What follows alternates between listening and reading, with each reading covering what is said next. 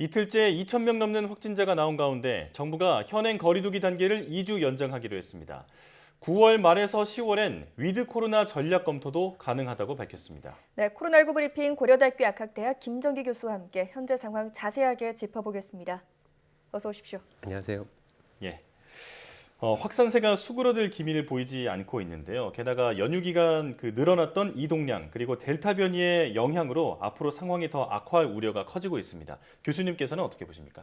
일단 뭐 적어도 지금 상황이 보다 더 장기화될 가능성이 상당히 높다 이렇게는 보고 있습니다. 네. 지금 보면 델타 변이 바이러스의 우점률이 계속 증가를 하고 있거든요. 네. 현재 85% 수준을 보이고 있는데 거의 대부분을 차지할 가능성이 상당히 높다. 그러니까 그만큼 확산의 위험성은 높다 이렇게 보고 있고요. 예. 최근에 뭐 8월 11일경에 2,200명대 신규 확진자를 보였었거든요. 네. 뭐 이런 최근의 경향, 그리고 최근에 2,000명대도 보였고요. 최근 이틀, 그러니까 연 이틀 동안에, 그러니까 이러한 경향 같은 경우에는 주로 이제 휴가철 이동량 증가에 따른 영향이다 이렇게 보고 있는데. 예. 휴가철 영향 같은 경우에는 이제 어느 정도 마무리 단계에 들어간다라고는 보고 있습니다. 네. 앞으로 한 일주 정도는 더 영향이 있을 거다라고는 보고 있는데 어쨌든 이러한 상황들이 반영이 되고 있고 더군다나 여러 가지 또 다른 변수들이 있거든요. 개학도 시작을 했고 그리고 환절기라고 하는 계절적인 영향도 있습니다. 그렇기 예. 때문에 지금의 어떤 유행세는 감소세로 전환하기에는 아직은 시기가 아니다. 그러니까 정점은 향후에 한참 지난 다음에 발생을 할 거다. 이렇게는 보고 있습니다. 네. 자, 정부가 현행 거리두기 체계를 다시 연장하기로 했습니다.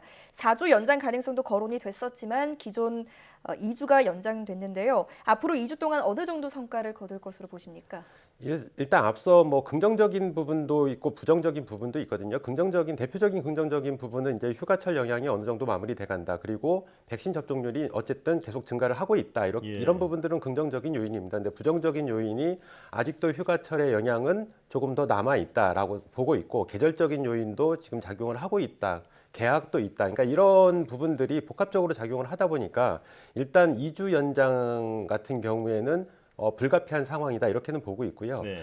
이런 뭐 긍정적인 부분과 부정적인 요인이 서로 조화를 이루면서 상황을 이제 진행을 시킬 텐데 아무래도 2주 연장 가지고는 역부족일 거다라고는 보고 있습니다. 네. 추가적으로 향후에 2주가 더 연장될 가능성이 상당히 높다. 왜냐하면 가장 중요한 부분이 4주 후에 추석 연휴가 있거든요. 그 예. 전까지는 지금의 유행 상황을 어느 정도는 감소를 시킬 필요성이 있다 이렇게는 보고 있습니다. 그래서 일단 2주 정도는 큰 효과를 기대하기는 어렵고 4주까지 최대한 우리가 노력을 해야 되지 않을까 이런 생각을 가지고 있습니다. 네. 예. 자, 그리고 정부가 또 집단 감염이 자주 발생하는 지역의 일부 시설 종사자에게 대해서 주기적으로 선제 검사할 것을 의무화했습니다. 이게 효과가 있을까요? 일단 효과가 적어도 제한적인 효과라도 있기는 있을 거다라고는 보고는 있습니다. 네. 왜냐하면 뭐 지금 대표적으로 말씀하신 부분 중에 목욕탕도 들어가고 실내 체육시설도 들어가고 노래 연습장도 들어가고 학원이나 아니면 백화점 대형마트 등이 대표적으로 이제 여기에 포함되거든요. 예. 근데 보시면은 목욕탕 실내 체육시설 그리고 노래 연습장 같은 경우에는 주로 종사자보다는 이용자들에서 집단 감염이 주로 발생을 하고 있습니다. 예. 왜냐하면 종사자들 같은 경우 마스크를 계속 쓰고 있거든요. 반면에 뭐 학원이라든가 백화점이라든가 대형마트 같은 경우에는 종사자들에서 주로 집단 감염이 발생을 하는 경향이 있거든요. 물론 학원 같은 경우에는 종사자도 이용자도 다 위험성이 있습니다만 네. 어쨌든 이런 것들을 복합적으로 볼 때에는 효과가 있는 부분은 분명히 있을 거다. 그래서 제한적인 효과라도 이러한 강화 조치는 좀 필요하지 않나 이런 생각을 가지고 있습니다. 네. 예. 자, 그런가 하면 정부가 백신 접종자에 대한 인센티브를 제공하겠다고 밝혔습니다. 4단계 지역에서도 오후 9시까지 접종 완료자가 포함되어 있으면 4인까지 함께 식당이나 카페를 이용할 수 있다는 건데 이런 조치가 위험하진 않겠습니까? 일단 이 조치는 자영업자분들이 상당히 어려움을 호소하고 계시기 때문에 이 부분에 대한 고려가 반영이 됐다라고는 네. 보고 있는데 또 반면에 이용 시간이 10시에서 9시로 줄었거든요. 네. 그러니까 반면에 지금 백신 인센티브로 이용자가 6시 이후에 4명까지 백신 접종 완료자 2명을 포함해서 4명까지 가능하거든요. 그래서 이러한 부분들이 뭐 플러스 마이너스가 작용을 할 텐데 어찌 됐든 이 백신 인센티브 특히 6시 이후에 백신 접종자 2명이 더 포함되는 조치는 글쎄요. 이 자영업자분들의 경제적인 부분을 해결하기에는 다소 그 효과는 굉장히 제한적일 거다라고는 보고 있어요. 그러니까 네. 시간이 단축된 부분이 오히려 더 어려울 수도 있는 부분이 있거든요. 그래서 어찌됐든 백신 인센티브 적용 부분은 이게 국민들께 어쩌면 잘못된 시그널을 제공할 가능성이 있다라고 네. 보고 있고 예. 더구나 백신 접종자도 감염이 일어나거든요. 그리고 앞서 보도에서 나간 것처럼 백신 접종자 같은 경우에 돌파 감염이 일어났을 때 체내 바이러스 양이 미접종 감염자만큼 나온다라고 하고 있거든요. 네. 그 얘기는 트로이몽마 효과, 그러니까 백신 접종자가 임상 증상은 그렇게 뚜렷하게 반응을 보이지 않으면서 다른 사람 감염이 이루어지고 체내 바이러스 양이 많다 보니까 네. 다른 사람한테 전파시키는 트로이몽마 효과가 나타날 수가 예. 있습니다. 그래서 이러한 부분은 좀 우려스러운 부분이다 이렇게는 보고 있어요. 예. 자, 정부가 전 국민의 70% 이상이 백신 1차 접종을 마치는 9월 말에서 10월 초쯤에 위드 코로나로 방역 전략 전환을 검토할 수 있다 이런 의견을 밝혔습니다. 일단 위드 코로나로 바뀐다는 게 어떤 의미인 건지 그리고 교수님께서는 어떻게 보시는지 궁금합니다. 그러니까 위드 코로나는 궁극적으로는 위드 코로나로 갈 수밖에 없다라고 보고 있습니다. 그러니까 네. 우리가 흔히 독감처럼 우리 일상생활에 코로나19는 없어지지 않을 거기 때문에 그냥 함께 살아가는 방향을 택한 게 위드 코로나거든요. 근데 예.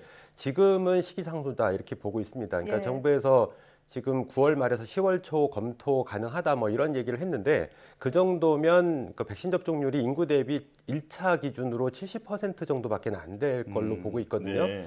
그러니까 백신 접종 1차만으로는 충분한 예방 효과가 없다라고 하는 부분, 그리고 나머지 미접종자분들에서 크게 확산할 가능성이 높다 이렇게는 보고 있습니다. 그렇기 때문에 지금 시점은 시기상조고 제가 생각하는 위드 코로나를 검토할 수 있는 가장 이상적인 시기는 네. 아무래도 우리나라 국민들이 그러니까 백신 접종을 희망하시는 분들이 다 접종이 이루어진 이후에 가능하다. 그리고 이러한 부분들을 실제로 방침으로 냈을 때 지금의 백신 접종률을 끌어올릴 수가 있거든요. 아, 예. 향후에 내가 접종을 안 맞게 되면 위드 코로나로 전환이 되면 실제로 감염의 우려는 상당히 높거든요. 네. 미접종자인 경우에. 네. 그래서 이러한 부분, 그러니까 실제로 시점은 9월 말 10월 초는 너무 이르다 이렇게는 보고 있습니다. 네. 예. 위드 코로나로 바뀌기에는 시기상조다라고 다시 한번 짚어주셨고요. 자, 정부가 하루 2,500명 이상 환자가 계속 발생하면 의료 대응에도 어려움이 생길 수 있다 이렇게 전망을 했습니다. 어떤 대책이 좀 마련돼야 할까요? 일단 향후에 어떤 그 신규 확진자 규모가 어떻게 진행이 되는지를 좀 살펴봐야 됩니다. 그러니까 네. 정부에서 얘기했던 것처럼 지금 시뮬레이션 돌렸더니 2,500명 수준이 장기화되면 의료 대응이 아무래도 어려울 거다 이렇게 보고 있는데 일단 그런 조짐이 보이게 되면 왜냐하면 부정적인 변수가 있습니다. 그래서 그런 조짐이 보이게 되면 빨리 병상 확충 문제도 빨리 진행을 해야 되는 부분이 있고요. 예. 네. 그리고 무엇보다 지금 델타 변이가 유행을 하고 그리고 특히나 백신 접종이 이루어지다 보니까 무증상이나 경증 같은 경우들이 많이 발생을 하고 있거든요. 그래서 생활치료센터 확충이라든가 이런 부분에 대해서 만일의 상황, 최악의 순간을 대비해서 미리미리 또 대책을 마련할 그런 필요는 있다라고는 보고 있습니다. 네. 유비무환이다 이렇게 보면 되겠네요. 자, 그리고 또 한편 영국에서 델타 변이에 감염됐을 때 그 코로나19 백신을 2차까지 맞은 사람이라 하더라도 이 바이러스 보유량이 미접종자와 같다는 연구 결과가 조금 전에도 보도로 나왔었는데요. 이건 어떤 의미인지 설명해 주시죠. 말씀 그대로 백신 접종, 그러니까 2차까지 완료를 한 후에 그다음에 돌파 감염이 발생했을 때 체내 바이러스 양이 미접종 감염자랑 동일하다 이렇게 네. 보고 있는데 네. 근데 여기서 중요한 부분은 아무래도 이 논문에서도 언급을 하고 있는 걸로 알고 있거든요. 그러니까 이 바이러스 체내 양이 많게 지속되는 기간이 어느 정도 되는지는 확인을 못했습니다. 아, 네. 왜냐하면 계속 모니터링을 한 게 아니라 감염된 이후에 특정 시기마다 PCR 검사를 했거든요. 그렇기 때문에 어느 정도까지 진행되는지는 파악이 안 됐는데 제 생각에는 우리가 보통 용어로 클리어런스라고 얘기를 하거든요. 그러니까 네. 바이러스가 체내에 있다가 소멸되는 시기가 미접종 감염자하고 백신 접종 완료자 감염자, 돌파 감염자하고는 다를 것이다. 그러니까 백신 접종을 완료하게 되면 초창기에는 바이러스 양이 많다가 그게 빨리 소멸되는 그런 양상을 보일 거다. 이렇게는 예측을 하고 있습니다. 네. 네. 이 바이러스 양이 몸 안에서 얼마나 유지되는지 그 기간에 대한 그 추가 연구가 필요하다 이런 말씀이시군요. 자, 일단은 그 최대한 빨리 백신 접종을 마치는데 온 역량을 다하는 게 중요하겠습니다. 지금까지 고려대학교 약학대학 김정기 교수와 함께했습니다. 고맙습니다. 감사합니다.